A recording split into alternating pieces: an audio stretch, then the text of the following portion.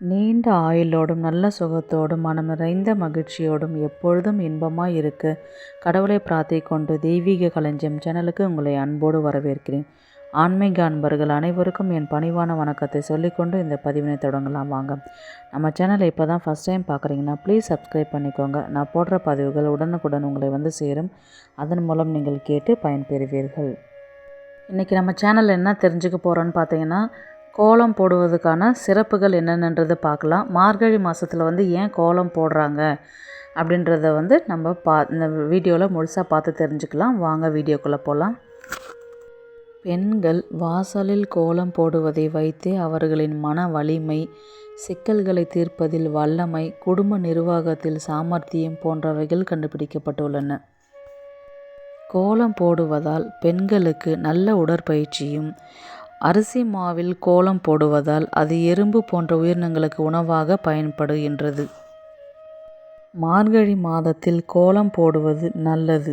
அதிகாலை நேரத்தில் கோலம் போடும்போது சூரிய கதிர்கள் உடலில் படும்பொழுது நல்ல ஆரோக்கியத்தை கொடுக்கின்றது. கோலம் போட்ட வீடு ஒரு கோவில் போன்றது. சூரியன் உதிக்கும் முன் வீடு வாசல் பெருக்கி நீர் தெளிக்க வேண்டும். வெறும் தண்ணீரை மட்டும் தெளிக்காமல் பசும் சாணம் அல்லது மஞ்சள் தூள் சேர்த்து தெளிக்க வேண்டும். இதனால் வீட்டிற்குள் எவ்வித விஷக்கிருமிகள் வராது. அது மட்டும் இல்லாமல் தண்ணீர் புதியதாக இருக்க வேண்டும். இது எதற்காக சொல்கிறாங்கன்றது பார்த்தீங்கன்னா, மகாலட்சுமி வந்து படியில் வாசம் செய்வதாக அர்த்தம். ஒவ்வொரு கோலத்துக்கும் ஒரு அர்த்தம் உண்டு. மார்கழி மாதம் மற்றும் எல்லா நாட்களிலும் கோலம் போடும் பொழுது மும்மூர்த்திகளின் அருள் ஆசியும் கிடைக்க செய்கின்றன. கோல மாவில் வந்து பார்த்திங்கன்னா நிறம் வந்து வெண்மை. இது பிரம்மாவை குறிக்கின்றது. கோலம் சுற்றியிடும் காவி நிறத்துக்கு வந்து பார்த்திங்கன்னா சிவபெருமானை குறிக்கின்றது. கோலத்திற்கு மகாலட்சுமியை குறிக்கின்றது. மகாலட்சுமி இருந்தாங்கன்னா அந்த இடத்துல மகாவிஷ்ணு அவரை தேடி வருவாங்க. ஆக மும்மூர்த்திகள் வாசம் செய்கிற இடம் பார்த்திங்கன்னா கோலம் போடுற இடம் கோலத்துக்கு இருக்குது. அப்படின்னும் போது அந்த கோலத்தை நம்ம டெய்லி நம்ம வீட்டில் போட்டால் நம்ம வீட்டு லக்ஷ்மி கடாட்சமாக இருக்கும். வீட்டில் நம்ம கோலம் போடுறதுனால சுப நிகழ்ச்சிகள் நடந்து கொண்டும் நோய் நொடிகள் இல்லாத வாழ்வும் அந்த வாழ்க்கையை தான் எல்லாருமே விரும்புகின்றன. அப்படி கோலம் நம்ம போடுறதுனால எந்த ஒரு விஷயமும் தடங்கலின்றி நடப்பதற்கு இது ஒரு காரணமாக அமைகின்றது. வீட்டுக்குள் உறைந்திருக்கும் இறை பூஜையின் ஆரம்பமே கோலம்தான். கோலம் போடும் பொழுது நாம் கடைபிடிக்க வேண்டியவைன்றது பார்த்திங்கன்னா, முதல்ல வந்து வீட்டில் இருக்கும் கணவர் வேலைக்கு செல்லும் முன்பே தண்ணீரை தெளித்து கோலம் போட வேண்டும். அவர் கிளம்புனதுக்கப்புறம் வாசல் தண்ணி தெளித்து கோலம் போடக்கூடாது. அவர் கிளம்புறதுக்கு முன்னாடியே நம்ம தண்ணி தெளித்து கோலம் போட்டுடணும். கோலத்தில் சிறு தவறு ஏற்படும் பொழுது காலினால் அழிக்கக்கூடாது. அடுத்தது பார்த்திங்கன்னா எங்கெங்கே கோலம் போடணும் அப்படின்றது பார்த்திங்கன்னா, வீட்டு வாசலில் போடணும் ஃபஸ்ட்டு. ரெண்டாவது துளசி மாடம். அடுத்தது பார்த்திங்கன்னா சமையல் அறை மற்றும் மாட்டுத் தொழுவம் இருந்தால் அங்கே போடலாம். இந்த இடங்களிலெல்லாம் நம்ம வந்து கோலம் போடுறதுனால லக்ஷ்மி கடாட்சம் எப்பொழுதுமே அந்த இல்லத்தில் நிறைந்திருக்கும். ஒவ்வொரு கிழமைக்கும் ஒவ்வொரு கோலம் உண்டு. ஞாயிற்றுக்கிழமை பார்த்திங்கன்னா சூரிய கோலம் போடணும். திங்கட்கிழமை வந்து பார்த்திங்கன்னா சந்திர கோலம். செவ்வாய்க்கிழமை வந்து பார்த்திங்கன்னா ரங்கோலி புள்ளி வைக்காத கோலம் போடணும் செவ்வாய்க்கிழமையில். புதன்கிழமை வந்து பார்த்திங்கன்னா பூ கோலம் போடலாம். வியாழக்கிழமை வந்து பார்த்திங்கன்னா புள்ளி வைத்து கோலம் போடலாம். வெள்ளிக்கிழமை வந்து பார்த்திங்கன்னா படி கோலம் போடணும். சனிக்கிழமை வந்து பார்த்திங்கன்னா ரவுண்டு கோலம். ஞாயிற்றுக்கிழமை வந்து பார்த்திங்கன்னா சிக்கு கோலம் போடணும். சிக்கு கோலம் வந்து தெரிஞ்சால் மட்டும் போடுங்க. ஏன்னா அந்த சிக்கு கோலம் போடும்பொழுது ஒரு சிலருக்கு வந்து கரெக்டாக வந்துடும், ஒரு சிலருக்கு வந்து அழைச்சி போடுவாங்க. அப்படி அழைச்சி போடும்பொழுது வீட்டில் கஷ்டம் வருதுன்னு சொல்லுவாங்க. சிக்கு கோலன்றது வந்து தெரிஞ்சால் போடலாம், தெரியலன்னா அதை போடுறதுக்கு தவிர்ப்பது நல்லது. ஏன்னா நம்ம சிக்கு கோலம் வந்து கரெக்டாக ஒரு புள்ளியில் ஆரம்பித்து நம்ம முடிக்கிற புள்ளியில் நம்ம அதை நிறுத்தும் பொழுது வீட்டில் எந்த கஷ்டம் வராதுன்னு சொல்லுவாங்க. சிக்கு கோலத்தை வந்து தப்பு தப்பாக போட்டு அழைச்சி அந்த மாதிரி போடும்பொழுது வீட்டில் அதனாலேயும் கஷ்டன்றது அது மூலயமாவும் வரும். பண்டிகை நாளில் போட வேண்டிய கோலன்றது பார்த்திங்கன்னா தீபாவளி, கார்த்திகை தீபம் அந்த மாதிரிலாம் வந்துச்சுன்னா தீபம் கோலம் போடணும். அதே மாதிரி பொங்கலுக்கு பொங்கல் பானை கோலம் போடலாம். கல்யாண வீட்டிலலாம் வந்து பார்த்திங்கன்னா மலர் கோலம் போடலாம். இப்போ நம்ம ஊரில் திருவிழா கூழ் ஊற்றுறாங்க அந்த மாதிரின்னும்போது மயில் கோலம், சங்கு கோலம், பூக்கோலம் அந்த மாதிரி வந்து ஒரு பாசிட்டிவான ஒரு தாட்டை அந்த அந்த எண்ணிக்கையில் அந்த மாதிரி ஒரு எண்ணத்தில் தான் வந்து நம்ம இந்த மாதிரி கோலம் வந்து ஒரு பண்டிகை நாளில் போட சொல்கிறாங்க. மார்கழி மாதத்தில் போடுகின்ற கோலம் பார்த்திங்கன்னா மிகவும் மருத்துவ குணம் கொண்டது.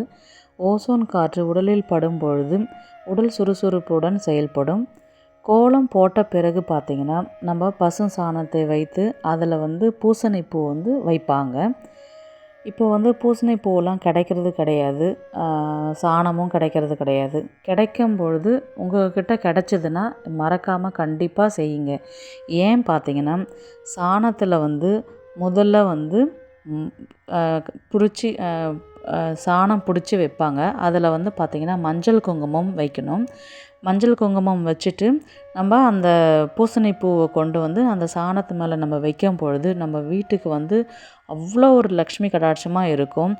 ஏன்னு பார்த்திங்கன்னா அந்த சாணத்தில் வந்து மகாவிஷ்ணுவும் அந்த பூசணி பூவில் வந்து மகாலட்சுமியும் வந்து வாசம் செய்கிறதுனால இந்த மாதிரி நம்ம வீட்டில் செய்யும் பொழுது என்றென்றைக்கும் லக்ஷ்மி கடாட்சம் நிறைந்து இருக்கும்.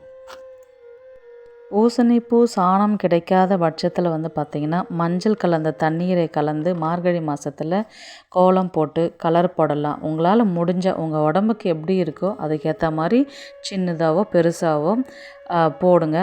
ஆனால் நைட்டில் வந்து போடாதீங்க. நைட்டில் போடுற கோலத்துக்கு வந்து மதிப்பு கிடையாது. நீங்கள் அதிகாலையில் அந்த பிரம்ம முகூர்த்தத்தில் அந்த பனிப்பொழுதில் வந்து நீங்கள் அந்த தண்ணி தெளித்து கோலம் போட்டுட்டு விளக்கேற்றிட்டு நீங்கள் உள்ளே போயிட்டு அடுத்த வேலை நீங்கள் செய்யும் பொழுது அந்த நாளே வந்து ரொம்பவே விசேஷமாக இருக்கும். ஒரு பாசிட்டிவாகவே இருக்கும். உங்களுக்கும் ஒரு நம்பிக்கை இருக்கிற மாதிரி இருக்கும். ஆக நைட்டில் ஒரு சிலர்லாம் என்ன பண்ணுவாங்க, நைட்டே கோலம் போட்டுட்டு அடுத்த நாள் எப்பயும் போல் நைட்டில் தான் போடுவாங்க. அந்த நைட்டில் போடுறத வந்து தவிர்த்துட்டிங்கன்னா ரொம்பவே விசேஷம். அது வந்து அது பழைய கோலத்துக்கு தான் கருதுமே தவிர்த்து புது கோலமாக வந்து அதை ஏற்றுக்கொள்ளப்படாது. அடுத்த நாளுக்கு எந்த திசையில் வந்து கோலம் போடுறது வந்து ரொம்ப நல்லதுன்னு பார்த்தீங்கன்னா கிழக்கு மேற்கு திசை வந்து பார்த்து போட்டிங்கன்னா ரொம்பவே நல்லது. அதுக்கப்புறம் தெற்கு திசை பார்த்தபடி கோலத்தை வந்து ஆரம்பிக்கவும் கூடாது, முடிக்கவும் கூடாது. வெள்ளிக்கிழமை, பௌர்ணமி மற்றும் புதன்கிழமைகளை வந்து தாமரைப்பூ கோலம் போட்டிங்கன்னா வீட்டில் வந்து லக்ஷ்மி தேவி கண்டிப்பாக வாசம் செய்வாங்க. அன்னைக்கு நீங்கள் இந்த தாமரைப்பூ கோலம் மற்ற நாளில் மறந்துட்டீங்கனாலும் வெள்ளிக்கிழமையில் அந்த தாமரைப்பூ போட்டு முட்டா போடுற மாதிரி மலர்ந்த மாதிரி ஒரு தாமரை நீங்கள் நடு வீட்டிலனா போடுங்க, வாசலைனா போடுங்க, இல்லை நிலைவாசல் படி எந்த இடத்துல போட்டாலும் அந்த அம்மா கண்டிப்பாக அந்த இடத்துக்கு வருவாங்க. வீட்டிலெல்லாம் பார்த்திங்கன்னா கோலம் போட்டால் அது யாரும் மிதிக்கக்கூடாது, அழகாக இருக்குது, அதை கலைச்சிருவாங்களோ அப்படின்ற ஒரு பயம் இருக்கும். ஆனால் அதை விட ஒரு விசேஷம்னு பார்த்திங்கன்னா நம்ம வீட்டில் இருக்கிற மனைவிமார்கள் வந்து வீட்டில் இருக்கிற சுமங்கலிங்க வந்து அந்த கோலம் போட்டதை வந்து கணவன்மார்கள் அதை மிதித்து கொண்டு வெளியில் அந்த கோலத்தை மிதிச்சுட்டு தான் அவர் போகணும், மிதிச்சுட்டே தான் உள்ளே வரணும். அப்படி வரும்பொழுது அந்த கோலத்தில் லக்ஷ்மி அம்மா வாசம் செய்கிறாங்கன்னும் போது அவர் மூலயமா நம்ம வீட்டுக்குள்ளே வருவாங்கன்றது அர்த்தம். நம்ம கோலம் போடுறவங்க மிதிக்க மாட்டாங்க. ஹஸ்பண்டாக இருக்கிறவங்க வெளியில் போகிறாங்க, கிளம்புறாங்க, ஆஃபீஸ் கிளம்புறாங்க, கடைக்கு போகிறாங்க அப்படின்னும் போது அந்த கோலத்தை மிதிச்சுட்டு தான் போவாங்க. அப்போ அவங்க கால் பாதத்தில் வந்து பார்த்திங்கன்னா அந்த கோலமாக ஒட்டின்னு இருக்கும்பொழுது அதை மீறி அவங்க உள்ளே வருவாங்க. அப்போது அந்த லக்ஷ்மி அம்மா அதுதான் நம்மளுக்கு வழின்ற கணக்கு அவங்க உள்ளே வருவாங்க. இன்னொன்று பார்த்திங்கன்னா வீட்டில் குழந்தைங்கள்லாம் இருப்பாங்க. கோலத்தெல்லாம் நடு வீட்டில் இருக்கிற கோலத்தில் என்ன பண்ணுவாங்க, கலைச்சி விட்ருவாங்க. ஒரு சிலர் கோலம் போட்டதை ஏன்ப்பா கழிச்சிங்க அப்படின்ற மாதிரி நம்ம பிள்ளைங்கள வந்து திட்டுவோம். நீங்கள் அந்த மாதிரி திட்டாதீங்க. இதுக்கப்புறம் குழந்தைங்களாம் அந்த போட்ட கோலத்தை வந்து கலைச்சிட்டு அவங்க விளையாடினாங்கன்னா அந்த குழந்த ரூபத்தில் வந்து அந்த அத்தனை நீங்கள் உங்கள் வீட்டில் இருக்கிற அத்தனை தெய்வங்களுமே வந்து அந்த இடத்துல விளையாடுவாங்க. அவங்க உங்களை சோதிக்கிறதா அர்த்தம் அது. அதனால் குழந்தைங்க அந்த மாதிரி கலைச்சாங்கனாக்கா நீங்கள் அதை வந்து சந்தோஷமாக ஏற்றுக்கோங்க. அவங்க நம்மளுடைய வீட்டு தெய்வங்கள்லாம் வந்து அங்கே விளையாடுறாங்க, நடக்கிறாங்க, போகிறாங்கன்னும் போது நம்மளுக்கு அது ரொம்பவே புண்ணியம் அது. அது கண்டிப்பாக இனி அந்த மாதிரி செய்யுங்க. இன்னொன்று வந்து பார்த்திங்கன்னா, வாசலில் வந்து கோலம் போடுவாங்க. கோலம் போட்டுட்டு மஞ்சள் குங்குமம் வந்து செவ்வாய்க்கிழமை வெள்ளிக்கிழமை வைப்பாங்க. ஒரு சிலர் டெய்லியுமே வைப்பாங்க. அந்த மாதிரி வந்து வைக்க வேண்டாம். ஏன்னா அது வந்து ரொம்ப புனிதமானதாகவும் மங்களகரமானதுன்னும் போது அடுத்தவங்க கால் மிதிப்படும் பொழுது அந்த கஷ்டமும் பாவமும் அதனால் நம்ம வீட்டுக்கு வர்றதுக்கு நிறைய சான்சஸ் இருக்குது. அதை தவிர்ப்பது ரொம்பவே நல்லது. அடுத்தது பார்த்திங்கன்னா, அமாவாசை மற்றும் இறந்தவர்களுடைய திதி வரும்பொழுது பார்த்திங்கன்னா கோலம் போடக்கூடாது. இதனால் வந்து பார்த்திங்கன்னா, இறந்தவர்களின் ஆன்மாவை வீட்டின் உள்ளே நுழைய அனுமதிப்பதில்லை. அந்த கோலம்ன்றது அவ்வளோ ஒரு சக்தி வாய்ந்தது. ஒரு சக்கரம் மாதிரி தான். நம்ம வீட்டு முன்னாடி எந்த ஒரு துர்சக்திகளும் வரவிடாத காக்கிறது தான் வந்து கோலத்துக்குடைய மகிமை. நம்ம சக்கரம் மாதிரி நம்ம வீட்டை பாதுகாக்கும் அந்த கோலன்றது. அடுத்தது பார்த்திங்கன்னா, பூஜை அறையில் இருக்கும் பழைய கோலத்தை வந்து கைகளால் வந்து இப்போ ஃபஸ்ட்டு பூஜை ரூமில் கோலம் போட்டிருப்பீங்க. அதை என்ன பண்ணுவீங்க, அடுத்த நாள் புது கோலம் போடணுன்ட்டு என்ன பண்ணுவாங்க, அதை க்ளீன் பண்ண பார்ப்பாங்க. நீங்கள் அந்த மாதிரி புதுசாக இருக்கிற கோலத்தை வந்து கையை வச்சு கலைச்சிட்டு தான் வந்து நீங்கள் அதை க்ளீன் பண்ணி எடுத்து போட்டுட்டு அதுக்கப்புறம் தொடச்சிட்டு புது கோலம் போடணும். அப்படியே போட்ட கோலம் அழகாக இருந்துச்சுன்னா அந்த மாதிரி வந்து நம்ம சுத்தம் பண்ணக்கூடாது. அது வீட்டில் கஷ்டம் வருதுன்னு சொல்லுவாங்க. ஒரு திருவிழா காலங்கள்லாம் பார்த்திங்கன்னா, வீட்டு வாசலில் வந்து ஏதோ ஒரு ஃபங்க்ஷன்னா தெய்வங்களினோட சின்னத்தோட கோலம் போடுவாங்க. அது வந்து மகா பாவம்னு சொல்லுவாங்க. ஏன்னு பார்த்திங்கன்னா, அது வந்து யாராவது தெரியாததாக மிதிச்சிருப்பாங்க, யாரும் தெரிஞ்சு செய்ய மாட்டாங்க. அந்த மாதிரி செய்யும் பொழுது நம்ம கோலம் போட்டோம் பாருங்கள், அவங்களுக்கு எந்த கஷ்டமும் போகாது. நம்ம கோலம் போடுறோம் பாருங்கள், நம்மளுக்கு தான் 7 ஜென்மமும் அந்த பாவம் விடாதுன்னு சொல்லுவாங்க. அதனால் தெய்வ சின்னங்களை வந்து வாசலில் போடுறது தவிர்ப்பது நல்லது. இன்னொன்று, பச்சரிசி மாவில் கோலம் போடுவதால் சின்ன சின்ன உயிரினங்கள் சாப்பிட்றதுனால நம்ம தர்மம் செஞ்ச கணக்கில் அது போய் சேரும். அடுத்தது பார்த்திங்கன்னா, நம்ம வீட்டில் கோலம் போடுறது வந்து பார்த்திங்கன்னா, அடுத்தவங்களுடைய கண் திஷ்டியும் அது இழுக்கக்கூடிய சக்தி வந்து அந்த கோலத்துக்கு அதிகமாகவே இருக்குது.